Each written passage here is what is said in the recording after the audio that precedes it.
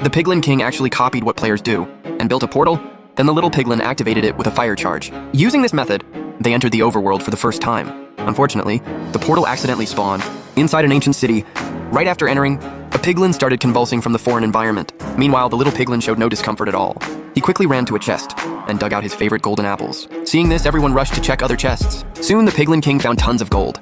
But right at that moment, the piglin who couldn't adapt suddenly transformed into a zombified piglin, and the king had no idea what just happened. He could only order his troops to retreat to the nether, but their retreating footsteps quickly triggered a nearby skulk sensor. As the signal traveled through, it eventually activated a skulk shrieker. The zombified piglin nearby still had no clue how serious the situation was. He even kicked the shrieker.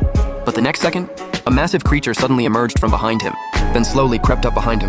The zombified piglin just glanced back and immediately fled in terror. With nowhere else to go, he retreated back to the nether. But what he didn't expect was that the warden had followed him there. Facing this massive intruder, the zombified piglins immediately launched an attack, but they were no match for the warden. Almost effortlessly, the warden wiped them all out.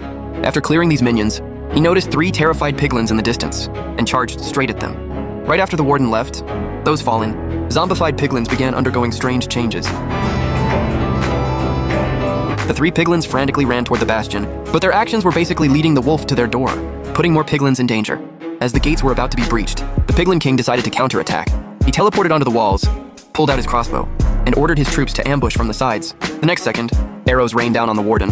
Facing the piglins' relentless fire, the warden became enraged. With one ultimate attack, he completely destroyed the gates.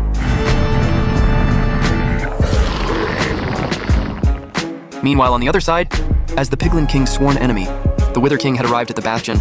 3 of his soldiers were killed by the piglins, and now he was here for payback. To make the most of his resources, he used his staff to control 3 skulls and place them on pre-arranged soul sand. Using the method learned from players, they successfully spawned a Wither. The Wither King was confident that with the Wither, they could finally wipe out all the piglins. But when they reached the gates, they were shocked to find the entrance had been severely damaged. The Wither King was puzzled, but didn't think much of it, and ordered his troops to charge forward. At that very moment, the poor piglins were still being chased by the warden. They ran frantically toward the gates.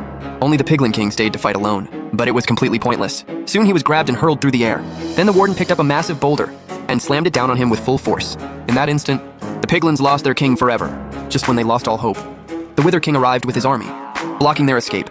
But what no one expected was that the piglins dodged the Wither's attacks, which ended up hitting the warden instead.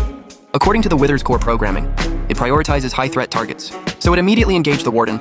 With its ability to fly, the warden couldn't touch it at all. Then the Wither slammed into it from behind, and eventually knocked it into the lava. Everything that just happened made the piglins think the Wither King had come to save them, and since they had just lost their king, one piglin picked up the king's